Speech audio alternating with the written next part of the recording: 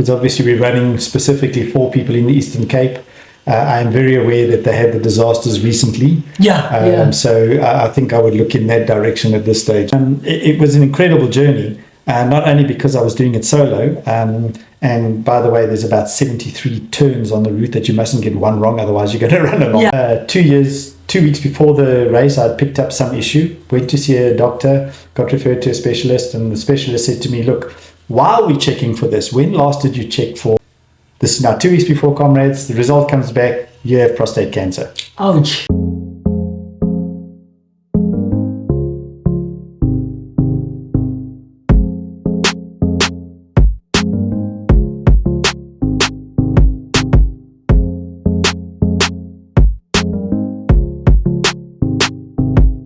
And folks, welcome to this episode of the Runners Podcast with myself, Rotoholo. Today we are talking to Uncle Keith. He is a cancer survivor. He is running the Icons Marathon journey. He's got the 36 Comrades medals under his belt, and he is only 50 plus years young. And for you at home, like, subscribe, comment, and share content with anyone that might be interested. And without taking much of the talking, let me welcome Uncle Keith. Afternoon, and how are you? Good, thank you, Roto. Doing well today? Good. As usual. And we're here. Let's get on with the show and let's see what we can tell the people about interesting things and specifically icons. Yeah. But then I think, why are you doing Icons? Okay, so Icons, why? This is sort of been a dream for years, to take part in something and put back into running what I've got out of it. I've got a lot of years of enjoyment. I've had major good experiences in my life related to running. To put back out there somehow into the community, creating awareness about specific items, social awareness specifically down in the Eastern Cape, and even bringing the personal story that I have of cancer across, to say that let's spread the word, let's get the message out there for people to understand how important it is to try and detect cancer early. And if I can reach 10 people, then the whole journey was worthwhile. I'm hoping to reach many more, of course. You will be participating in the Icons journey, which is the 400 kilometers spread over 8 days. Are you nervous? I know you've been running for a long time. Nervous? No, I'm actually looking forward to it. And I think I see this as a major privilege to be able to participate, to be elected as part of the team to go and do this. And such an honor as well. You want to call a person an icon, it doesn't come lightly, and I just hope I can fulfill that term and role. It is a big event. The way forward into this event, how can you even describe it? How can you even begin to describe it? There's so much rich history behind the race. Not the race itself, it's only a few years old, but the history, the Mandela 100 years when it started, all those kind of things, the places we visit along the route, the historic landmarks we pass which is now, I understand, a national heritage route. Going through all those places, understanding the history of that area, I think it's just an amazing trip and a journey. And then, what are you looking forward to, especially in those 8 days? Is it getting to explore the area, or actually running the area, or maybe doing the 103? It's a little bit of everything. I haven't run much in the Eastern Cape, so it's going to be a great adventure in a way. The 42 kilometers each day for the first 7 days. I know we run between towns that I've only heard of previously, so to actually see them and visit all the places along the route, understanding what happens in a province outside of where I've grown up. I've been in Gauteng pretty much all my life, apart from when I've travelled outside of the country. But it's good to see something else. In terms of what is the 103 something to worry about, is the bigger part. It's kind of the full stop at the end of the sentence. We've been there, we've done it, we've achieved what we set out to do. and obviously, hopefully, we get to reach the audience and get people aware of what's happening in the area through what we're doing and the journey we take there. And have you already nominated your charity? I haven't picked a specific charity yet. I'll be talking to some of the organisers to see which is closer to get a better understanding of the area, because obviously we're running specifically for people in the Eastern Cape. I am very aware that they had the disasters recently. Yeah. So I think I would look in that direction at this stage, because those are the people in more need than what anyone was before, possibly. We just completed Comrades recently. Have you started training? I don't stop training. So what we did is, just to take you back, in 2020, 1st of January, we started on a very easy little challenge. 100 days, you have to run or walk 3 kilometers a day, every day. And it sounds easy, and then somewhere along the line, somebody came up with the idea and said, but 2020 is a leap year. 360 days is going to be so unique. And today, 2007 days later, we haven't stopped yet. So even the day after Comrades, I was out, I did my walk on along the promenades, outside the hotels. The next day, I took another walk. By the third day, I was up and running. And last weekend, we did the 21 kilometers, also for cancer awareness. Oh, the Soweto one in Orlando, yeah. So we did that last week. So I'm up to 21s already. I don't see the need to go much further than that. I train all year round. I do about 4,000 kilometers a year on average. So I'm always prepared. I believe I'm always prepared to run anything. But obviously I'm cognizant of taking a bit of a break in between. So once I hit my target for the month this month, I've taken 2 or 3 days where I've just gone for a walk and made it easy. Sure. But then, you just explained that, or you just alluded to the fact that there's not much to do on your side. But then, have you done anything, a challenge of this magnitude, whereby 7 days you will be doing a marathon, back-to-backs, then you do a mammoth 103 on the last day? How close have you gotten to this type of in terms of training? So in terms of training, I've done a few interesting things. The first one of this magnitude was also a charity drive. It was called Journey for Sight, way back early in the 1990s. We ran in a relay format.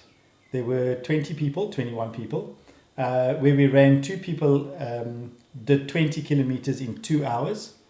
Every 20 hours. So it was an ongoing thing. We did about 220 kilometers over, I think it was 7 or 8 days, 240, 220, 240, I can't remember the exact amount. I was in a team where we included a third person who was a blind runner. So we were the pilots for him all the way down on this journey. And then when we got into Cape Town the next day, the whole team got together and we piloted him through the Two Oceans Marathon. Very, very interesting run. Johnny Demas was the blind runner. He went on to do 20 Comrades in the end. So it was an experience understanding the person. Fortunately, I'd run with blind people before then. And so that was the one. That was the first time. And then more recently, 2 years ago, I tried something different for training for Comrades. We did a thing called the Hour Challenge, where you need to run 4 kilometers every hour, starting on the hour. They had a bit of a rain interruption for about 10 hours, 11 hours or so. We restarted the race, and at the end, we had to do a time trial to determine the winner, because there was 2 of us left in the men's side. There was also 2 ladies, but they're separate competitions. So yes, those are the kind of things I've done. I think the first time I ever really tried anything of this magnitude, you could say, was running the Loskop Marathon on Saturday. I happened to have done a PB of that time, and then getting up and doing a standard marathon the next morning. And the whole idea of that was to see if I could run the same time, or the Comrades pace over both days, and then see if I could turn that into Comrades. It got close. I only missed it by 10 minutes for a silver that year. Sure. But yeah, I understand, most runners in their quest or in their journey of running, they get to do a crazy thing or two just to test certain aspects of their fitness or their mental or to challenge themselves, I think that's what you did. In a way, yes. I think I remember going in 1990, taking on the 100 mile. I twisted my ankle at about 100 kilometers into the race and pulled out with 30 kilometers to go. A lot of inexperience. I had 7 hours to do 30 kilometers, and in my mind, I worked out that I would not finish in time. I could have easily done it, but you just don't know at the time. That's just inexperience. It was very early days of running. Of course, I went back 10 years later. I wrote in my logbook, actually, do not do this for 10 years. You're too young. 10 years later, I went back. I finished the race comfortably, and I actually finished in 10th place. It was the Golden Reef 100 miler. It doesn't exist anymore, unfortunately. It doesn't exist anymore. I got a gold for that. So, I got my revenge on that one. Nice one. But then on this Icons journey one, have you been on the route, seen the route before, or this will be your very first time? Seen nothing of the route. I've seen some vague sort of map of where we're going, and it doesn't bother me, mainly because I think it's the distance is the challenge. The terrain I've heard is challenging in some points, but the idea is you're out there for a cause, and because you're running for a cause, the rest, the distance doesn't. You don't think about it. Growing up, I think I was very fortunate. I would go to, we'd miss the bus from school, or the bus wouldn't pitch up that day more often. And we had to walk home. So myself, my sisters would walk, wasn't very far, probably about 4 kilometers. But then I started getting to the thing of let me run to beat them home. I get home first, I can have my lunch first. So, and then we would go visit friends. And because we didn't really have transport around or sometimes availability, I'd just go run there. 10 kilometers, whatever, and I'm talking still primary school years. I remembered not enjoying the sprints at school because I was never fast, and as we got into the more distances, I just enjoyed it more. I remember watching, it was way back, probably even in the 70s, watching at some friend's house around the corner. They had a television going, and they were watching this thing where people were running the whole day. And I was like, I keep on coming back, and they're still sitting there watching this thing. And I come back, and they're still sitting watching. Eventually, I got to learn this was the Comrades Marathon. And I vaguely remember something red in the picture. So I assume that was Alan Robb's red socks. He was the winner that year. And I said to the people very proudly, when I'm big, I'm going to run this race. So I think that must be the early 80s, because that's late 70s, early 80s, because that's when Alan Robb won the Comrades. Yeah. Yes, I wasn't in high school then. I remember that clearly. For my holidays, I used to get up and run around Florida Lake. It was near us. Eventually, that became two laps of the lake in the morning. It was about 2.5 kilometers around the lake, if I remember. But again, distance wasn't the thing. I would always go enjoy the running. The distance wasn't the issue, and I found the longer I went, the more I enjoyed the race. So that's where the love for long distance is running. And once I'd entered the first Comrades, and to this day I say, as long as I can qualify, you'll find me there. Just before we dig into the Comrades stuff of our conversation, let's talk about the what, the where, the when, because you just alluded to that you started maybe running at the lake at that tender age. When did you actually start running?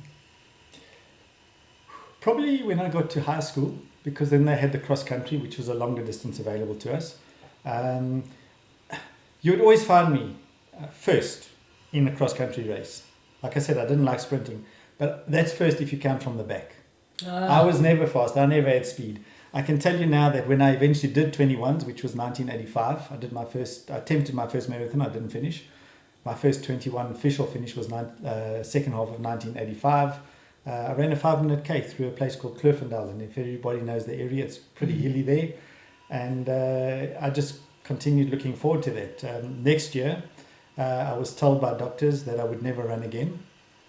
Something went wrong with the knees, and 6 months later I was back on my feet. By pure chance, I'd done all the right stuff. I'd gone into a gym, I'd worked on the muscles, realigned the knees, and never looked back since. 1987, I started, towards late 1986, I started getting back into half marathons. I got to 32. 1987, I think it was March, I ran my first marathon. Oh, nice. Unfortunately, maybe a good thing in the long run. I left my watch at home that day. I don't know how I missed it, but I ended up running blind, or naked as they call it, and came in on 3:12 first time out. So took me 7 years to go back to the same course and finally run a sub 3, which I did. A week later, I ran at the Val, which is the first marathon I'd attempted and not finished.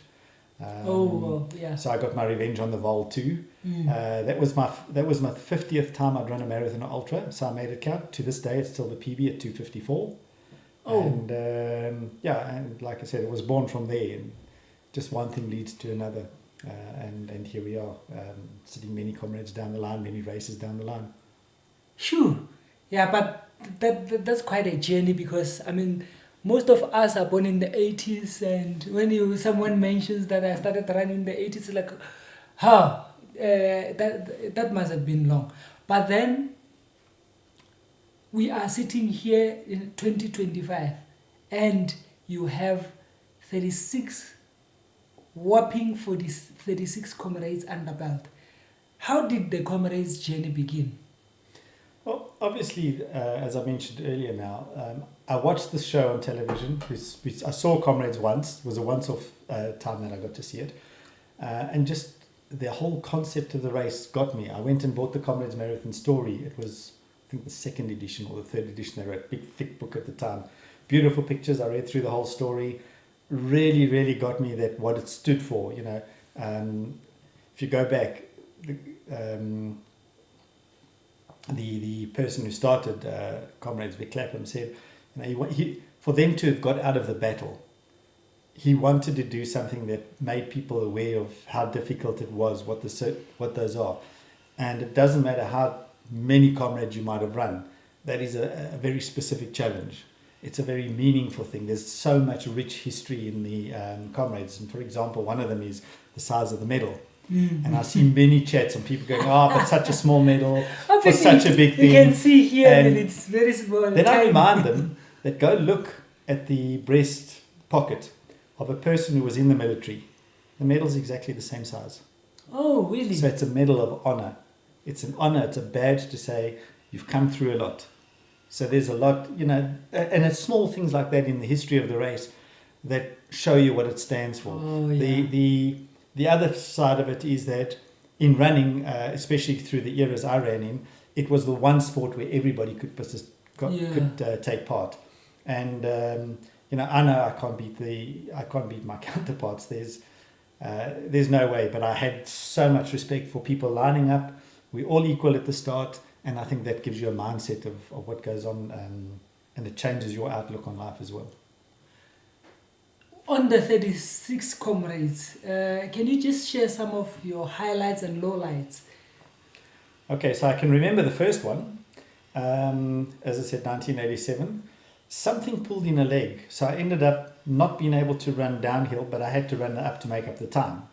I should have run much faster, I suppose. I was a candidate probably for well under 8 hours anyway at the time, and ended up crawling down the hills and running up. I got to Polly Shorts. I've got a beautiful picture somewhere at home, and you can see where I'm running up Polly Shorts and the look of astonishment of the people's faces around me, because it was an uprun, by the way, because you know it was unheard of that far back in the pack that somebody could run up Polly's. So that was the first one I remember very clearly.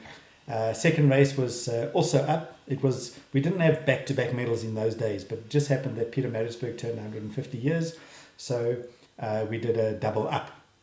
And you know what? Just to interrupt you or interject there, I know of more down runs that will be back to backs than the back to back ups. So yeah, I've learned something again today, that they were actually back to back ups. Yeah, I think it was the only time that I can remember that were the actual back to back years. Like I said, Peter Maritzburg turned 150, so it was to celebrate for them that they made it up again. First down, very sad I didn't know the route, because I ended up running for silver, given up on the race, coming down Fields Hill, looked at the watch, said 36, 3 hours to go. I knew I had a chance, so I picked it up again. 8 kilometers, I had 40 minutes to go, but climbing up that hill towards Sherwood got a little bit much for me. And I just said to a friend of mine, listen, if I have to hear the gun go for the silver cutoff, it'll kill me. I don't want to hear it. So we walked down the hill, not realizing how much downhill there was. If I knew that, I probably would have pushed on and tried better. But that became a thing for years. Walking through, not hearing the gun go, ended up 740 that year. Next year, 745. That was my first fall. And it was years. I sort of went from anything under 8 all the way through to, I think the one year I ran at 10:53. I'm still of the old school where we run under 11 hours for now, at least till 40. My belief is that LL Bull was out on the track on the day to get his 40th. He couldn't make the time and he pulled out the race, so he never got to 40. He would have been the first many years ahead of anybody else. So old school thinking, you want to be sort of seen as one of the greats or equate yourself to one of the people. You got to do the 40 under 11 hours. So that's just a personal thing. But that's in my book. Other memorable runs, 24th Comrades, definitely very memorable. That was the year I actually trained for a change. I followed a training program. I had a coach assist me. I returned for a sub-3 marathon. I did that up in Dubai and had some beautiful, good training. Was 2,200 kilometers up to Comrades that year. And when we got to the race on the day, I'd learned not to aim at 7:30, but rather aim at 7:15. If you aim at 7:30, you've got no room to spare. Yeah. You aim at 7:15, something goes wrong, you've got a little bit of time to play with. And I ended up being on track for almost 7 hours, a 7-hour finish. Got a little bit of a niggle in the leg with about 20 odd kilometers to go, and just decided, well, I'm not going to throw it away. I've waited so many years. So Comrades number 24, finally got under 7:30. I'd ran a 7:20 that year. The next year I should have run it. Very memorable because I had trained, done all the work. I was on par. Everything else was lining up. And I ended up having no sleep one of the nights. The Wednesday I got up in the morning. I had to work. I was still in Uganda. I was working in Uganda. I worked right through the night. The next day thinking I'll catch up on the plane. There was a baby screeching the whole way. So we got about 1 hour on the plane tops. Got home. Of course, it's a running around because the next day you're in the car and you're going down to Durban. So the race was pretty much over before it began. That's the same year Zola Budd came back to run. And she finished 7th out of the ladies that year. And the whole controversy about not having age category tags and things like that. That was that year. And then I think the next big one would have been my number 30. Also training in Uganda.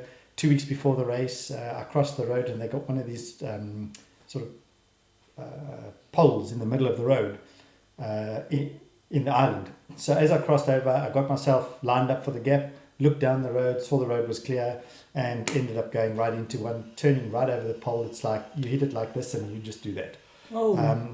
Broke my nose, cracked a rib or two, and I wasn't in very good shape, but I almost thought the Comrades was over. I got up on my feet, said, right, this is the training run. It's the last big run of the year before Comrades. I made about 10 steps, got on a little motorbike taxi and went home. There was no way I could run further that day. But things turned out. I managed to finish Comrades that year, didn't skip it.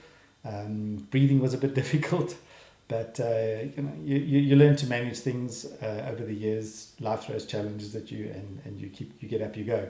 So that was very emotional start. Very happy to have made the start for a for a change, and then also finishing the 30th.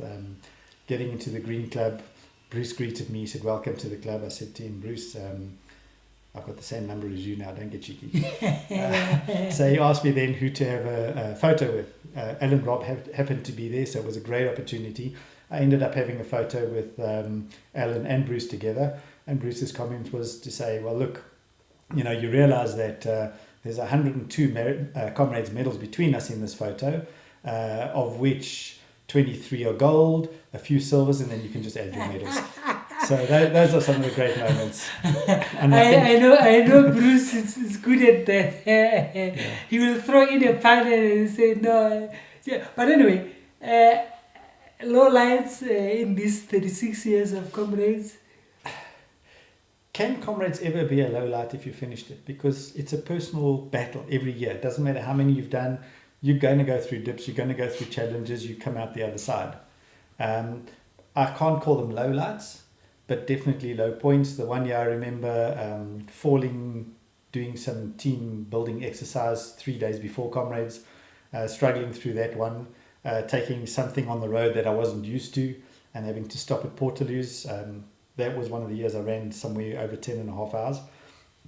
And the people that from the club, when I finished, said, "You look grey." I really looked in bad shape. I'd struggled through that one, but from dehydration and everything else. I suppose the next low and high was the one of 2 years ago. 2 weeks before the race, I'd picked up some issue, went to see a doctor, got referred to a specialist, and the specialist said to me, "Look, while we're checking for this, when last did you check for prostate cancer or anything like that?" And I went, "Well, it's been a while." So they said, "Look, you're going to be out anyway. Let's just take the bloods and check." This is now 2 weeks before Comrades. The result comes back. You have prostate cancer. Ouch. Got referred. So I think that was Tuesday. Wednesday I was referred, got the result, got referred. Thursday I was sitting in the specialist office, and Friday I went for a biopsy. And had to wait for that result. It came back. They told me one sample out of the biopsy samples. The biopsy samples, one of 12, was cancerous. But given the family history, this is what they recommend. But go run the Comrades, But now, of course, that's big, It's going to weigh you down. It's, Comrades is big, but the other C word is bigger. Yeah. And I remember getting to 56 kilometers. It's the Two Oceans mark into the race. And just everything hit me. Emotionally, physically, just everything. I had nothing. So I went off to a Portaloo, sat there for a minute or two, and just went, I've got to get up and I've got to finish this. This is small. What I'm doing here today, I'm prepared for. It's a small step of going forward. I can't give up. I've got to push in. But I did say, just give me some sign of somebody, something. I don't want it mustn't be a normal spectator. It must be something that really stands out. Well, as it is, a good friend of mine happened to be standing next to the road. People will know Martie van der Walt, with her bright pink hair, supporting her husband. He's over 30 Comrades as well now. And in fact, he was one of the top 3 in his age category this year. So he's out there. But anyway, Martie was standing there on the side. Just happens they are the couple that I probably met in 1988. So in the running world, of all the people I can remember and relate to, I've known them the longest. And she was there, she cheered me on, and I went, "That's my sign." Finished the race on the day. Was a struggle. I'll tell you that. It was a struggle to get to the end. Definitely. It's a mindset, and went in for the operation a few weeks later. There's a delay because you can't do the operation straight after the biopsy. I went in, I elected to have the prostate removed totally because of the risk that it could spread into the body. 4 days after the operation, the doctor was at my bedside and he said, "We've got the full test. Now, if they do a total removal instead of chemo or anything like that, they can actually analyze the organ." And they looked at it and they said, "You know what? This was 65% cancerous." Don't know how the initial result was what it was. 65% cancerous, right on the edge. If you had left this any longer, you would not be here 5 years from now. And that is why I say I'm an ambassador for cancer awareness nowadays. We've got to get the message out there. You can fix it if you catch it early. 7 weeks after the procedure, I was up in Uganda. I ran a marathon up there. Wow. So, and I can say that in a way it's become more interesting, more meaningful to run now. And my thing is, spread the word, get messages out there, encourage other people to run, because that healthy lifestyle is one of the factors that is going to get you through something like this. And then just to dig a little bit into the cancer story. So now you're completely fine. Yeah. One of the prerequisites after the operation is you need to test every 3 months for 2 years, and then another 2 years at 6 months. Every single result's come back clear.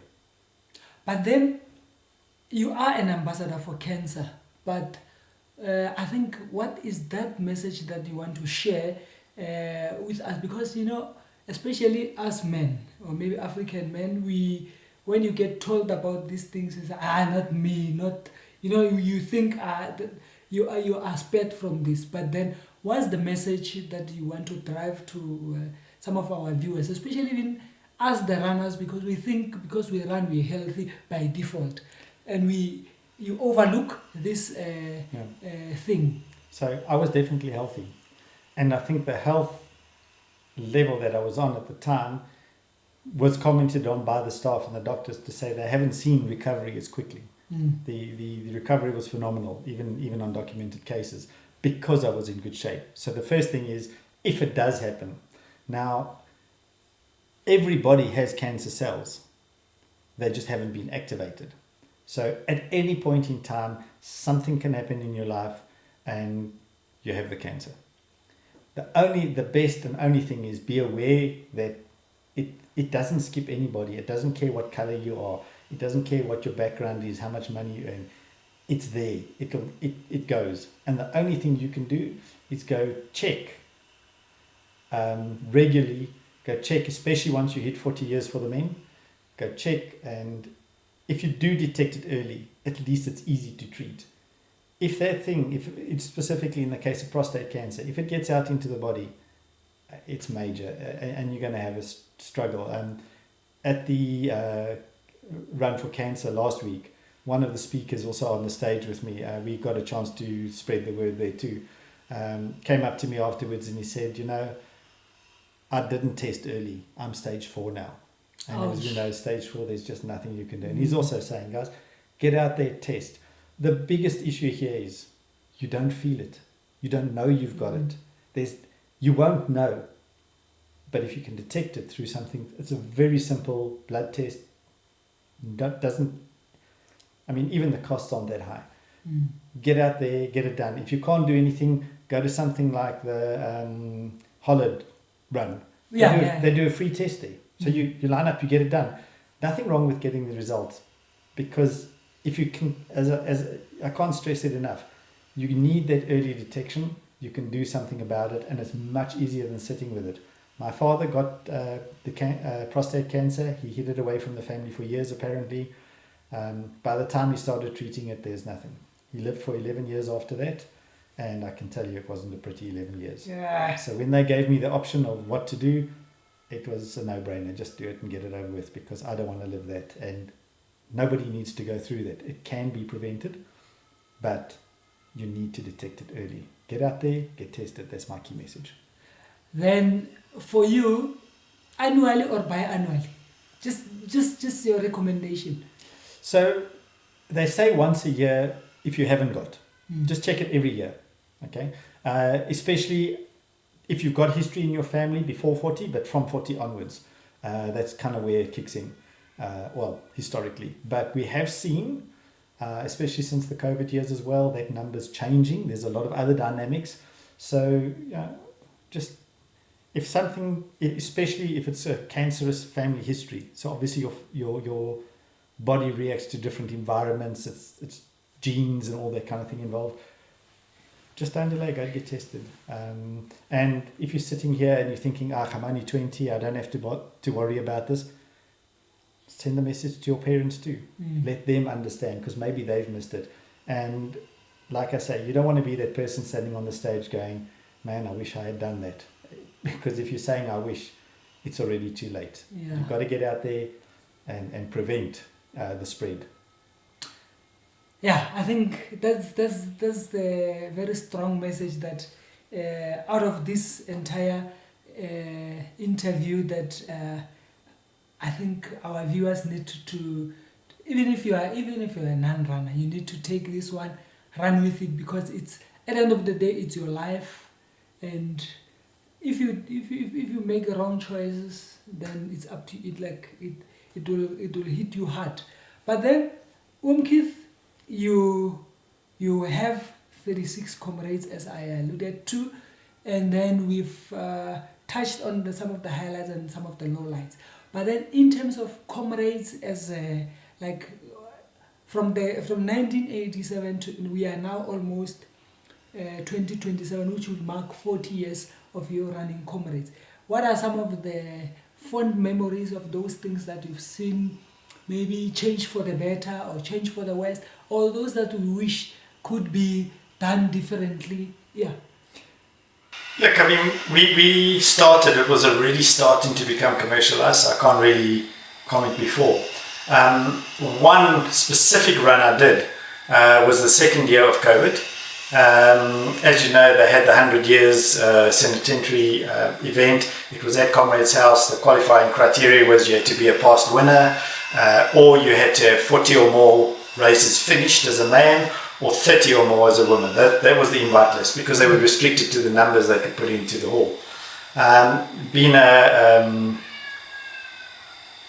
Comrades marathon runner lifestyle, let's call it that, I went down to Durban. If you remember, then lockdown was still at, you couldn't move before 4 o'clock. So I figured at 5 minutes to 4, there's not going to be anybody else around. I left my apartment, got dropped off at the start of, where we would start Comrades, outside the town hall. And I did a solo run on the day. I can tell you one thing now, it is something to appreciate is the road closure. I did that on the day. Obviously there's no road closure, you're running, you've got a car driving behind you maybe for protection, going through places like Polly Shorts, halfway, let's say Drummond, coming out of Polly Shorts, there's nowhere, there's only place for 2 cars to go by. Yeah. And we don't appreciate that, we don't get to see that. So incredible memory, and understanding how it used to be. Even though we got the tar roads, it is so much different to race day. Getting out of Durban, I originally wanted to go do a down run, because the original first race was down. Yeah. And a friend of mine, the club barman at the time, was saying to me, but he lived in that area for many years. He says, you cannot, there is nowhere to go. There isn't a emergency lane on the side. And when I got out in the morning, I actually saw that on Berea Road. You think this road is so wide? Yeah. There's nowhere to go. It was an incredible journey, not only because I was doing it solo, and by the way, there's about 73 turns on the route that you mustn't get one wrong, otherwise you're going to run a long time. So, you know, it's just a very different experience. So, incredible journey that day. The target was also to run a sub 9, because the first run had been sub 9. That was achieved. And obviously the end, I didn't go to the regional cricket ground. I went past the current Scottsville. The gates are closed. I knew that. So I made a turn past Scottsville, finished at the gate of Comrades House, and could hear Bruce was just starting his speech when I finished for the day. So great experience on the day, very unique. And both years, of course, the Comrades virtual run, I'd run 90 kilometers. There's not much else. I only think of those who registered and put their results on the web, I think there was not even 50 people who did it both years. So, yeah, I think in a nutshell, you could say Comrades is a lifestyle. And then 36 Comrades late. Are you planning to hang your boots anytime soon? No, Comrades has always got its own challenges. There's a new challenge every year, of course, going one more. If you look at the history of Comrades, and I keep track of it every year, I go say who's in the 30 plus club that's finished, how did they do, how do they compare. There's a 60-year-old who ran a sub 8 this year, by the way. He's got more than me. So I track them year by year. So I know that at the end of this year, I'm in a group of 48 people, 48 that have got 36 or more Comrades finishes to date. There's 14 that are sitting on 36. So, you know, everything goes well. Next year we move into top 40. And it's a race. You'd have to take it. It's like life. You take it year by year, step by step. Yes, the goal is to keep on going to get at least to 40. But like I've said earlier, I'll run as long as I can qualify, because I know I'll have major missing out issues if I don't run, and I could have. Yeah, you'll have FOMO. Yeah, I'll have terrible FOMO. So I did miss one way back. It would have been my 12th run. I'd picked up bronchial pneumonia. I'd gone through 3 rounds of antibiotics. cleared by the doctor to go, but he said, look, you've got the holiday, you've paid for it, go down, see how you feel. And those days we had a thing called Marathon. It was the Comrades Marathon. It was a 5 and 10 kilometer, I think 2 days before Comrades. I entered that, I ran with my mother, we walked with my mother, and halfway through I said, you know what, the body's not in shape, it's not worth the risk. And I think that's such a tough decision. I've seen other people have to make that decision along the way as well. But the right decision, and for years that decision bothered me. It's like, what if I could have finished it?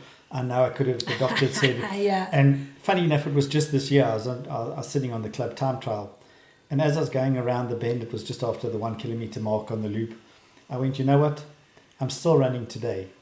Irrespective of the what ifs, it was the right decision. So yes, Comrades, as long as I can be there, I'm there, but obviously very conscious. One of the things I've said, I picked up on race walking some years ago. It was something I always enjoyed or wanted to do. I only picked it up in my 40s. Said one of the things I'd like to do is live long enough to break the record for race walking when I'm 100 years old. That specific record. Oh. Now to do that, you've got to be smart about, you can't go racing everything. You can't damage the body. You must look after yourself through the years. So yes, as long as you can qualify without breaking yourself, then I'll be there. What's your secret to longevity? Don't race too much. I think that's the thing, and stay active. It's consistency, I think, is the key. I've seen in the last years since we started the 100-day challenge, the 3 kilometer a day challenge, I would say endurance has improved, and you're not looking at big numbers. It's just do the 3 kilometers a day. Okay, given I do average about 10 to 11 kilometers a day on the year round, doing about 4,000 kilometers in the year, but never really racing everything. Not pushing every single event that comes up. Do the speed work, like the cross country, which I've been doing now for 2 years. I've run it Interprov the 2 years in a row that I've come back. Again, never winning it, but it's just doing that little bit of work. Racing, I wouldn't even call it racing. Doing a good marathon once a year. Doing a good 21 once a year. Doing a good 10 once a year. Those kind of things. But not trying to race every time you go out the door, because I think that's going to have an impact on the body. You look at the people that have raced, and you look at the condition of their bodies when they're getting into the late 50s and 60s, from just your body can only do so much. Yeah.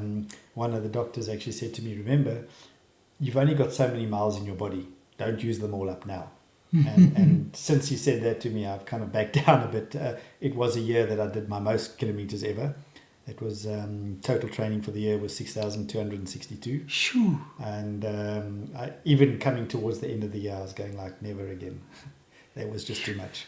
Because it like not only that your body takes toll, but if you look at the resources as well, the food, the running shoes, and everything that you used to run, even family time, I think, yeah. Yeah, it does. It takes a lot of time, and if you're going to put all your time into the running, it's going to be an issue. I'm fortunate. I've got the discipline of being able to get up early, so most of my runs are done early before anybody else wakes up in the house, except for winter. I'm trying to find times to avoid the cold weather, especially with icons coming now. Just trying to stay anything that could kick off flu, cold air in the lungs, staying away from that. So be wise about the running. If you can adapt and you can change your program, month on month, I can still get the same distance, but you've got to be smart about it. I've got a thing of trying to do 300 kilometers in a month, and it doesn't matter which month of the year. So, for example, this morning I did a 9 kilometer run, and I've got my 300 Ks for the month, and there's 2 days to spare. So I can relax going into next month, knowing we've got a big 400 kilometer coming. Next month's covered for 300 anyway, definitely. Yeah, no, definitely. But not overdoing, and then allowing your body to recover, but also to keep it active enough, finding that balance, because you could never race the Icons journey, for example. Yeah. It would be silly to do. There are people that race those distances, but then they only do one a year. When you're running all year round, you're staying healthy, you're just kind of always ready to be able to run anything, because you just watch what you're doing on a all year round basis. You're not planning to go all out at Comrades, all out at this race, or all out. And if you do, you're going to give yourself a bit of recovery. But then, I'm just to take you back a little bit. What kept you motivated and wanting to go back to running Comrades back to back every year? Because I think these days the trend has been set. People, when they start running Comrades, they would eye the green number. It's something that we treasure so much that we want to go for it. Some would say, no, I want to do my second green. But I think back then, those things were not as popular as they are today.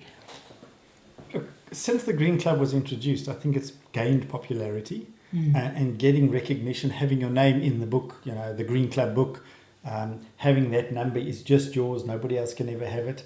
I think that's kind of it. And it's about honouring the tradition as well, going back and saying, I haven't forgotten. Every year you go back there, it's just, look, I haven't forgotten.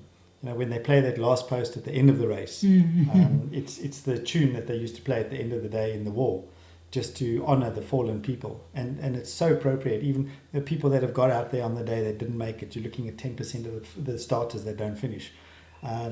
There's so much significance behind that. So yeah, I think, why do we go back? It starts off, you go to do one, then somebody says, no, but you haven't done it both ways. Now, of course, I did double up, so I had to do 3. You get to 3 and they're going, well, you could probably, look how well you've done. You could probably do better the other way. And then you go for that. And the next thing you're sitting at 10 and Wally Hayward gives you your number. And then you go on another 10, because now you're in that groove and you've already made the commitment that there's so much meaning, there's so much history behind this. Let's keep this event alive.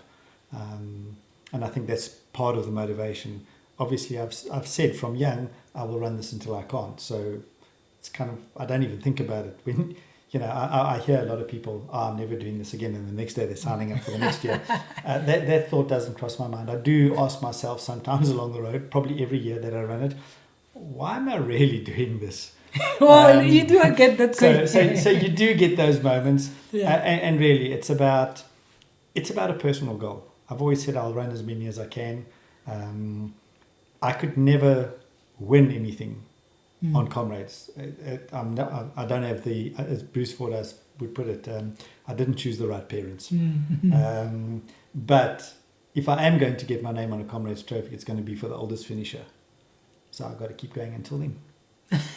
So but I think Mr. Masha is raising the bar very high now. I mean, he's finished at 83 and he's going for 84 and he's confident. But you never know. Yeah, Mr. Masha, he's just another person. I actually got to meet him when he ran at 81. He was at the first cancer run that I did, the SA Cancer Marathon up in Polokwane. Oh yeah, the Polokwane. And you think 83 is 81 at the time, okay? Yeah. And this guy takes off at the start. He was very clear. You could identify him. You knew he was at the start. And given it is a bit of a downhill course for the first 7-8 kilometers, and then it starts to climb. We were running under 5 minutes a K. We only caught him at 10 Ks. Yeah. So just an absolute phenomenal guy. Late starter, but man, he can run. And I think he's got lots of years in him still. But then I think we can go on and on and on, especially when we talk running and you're talking to a seasoned runner like yourself. There's a lot of that we can ask you, but I would like to wish you everything of the best for the upcoming Icons 400 journey, and I'm looking forward to seeing you being crowned an icon at the finish line. And I think I'll participate in the 103. You might be ahead of me, but I'll have fresh legs because I won't do the entire journey, but I'll do the 100 and I'll see which few marathons to do building up to that. And I'm looking forward to seeing you there. Good, thank you, Rota. And I think the key thing that people need to understand, the Icons journey is not a race, it's a journey. Yeah. You're going to discover a lot about yourself, but you're creating awareness, and it can't be a race because just because of the distance. So when it comes to the end, we're just happy to finish on that last day. You'll probably have your shower and your food long before we even get there. So no need to worry about that.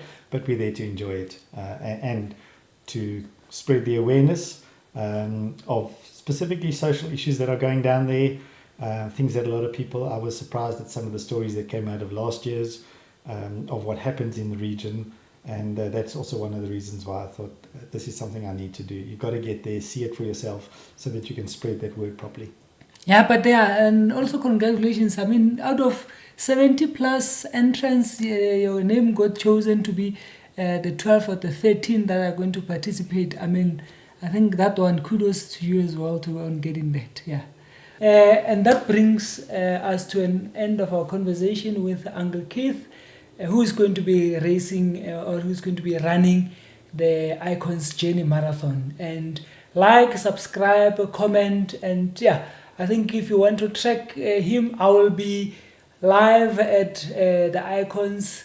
I will be giving you all the updates of the day-to-day running of the 42 kilometers by 7 days, then the 103. We love what we do what we love. We'll see you in the next episode. Until then, sharp sharp.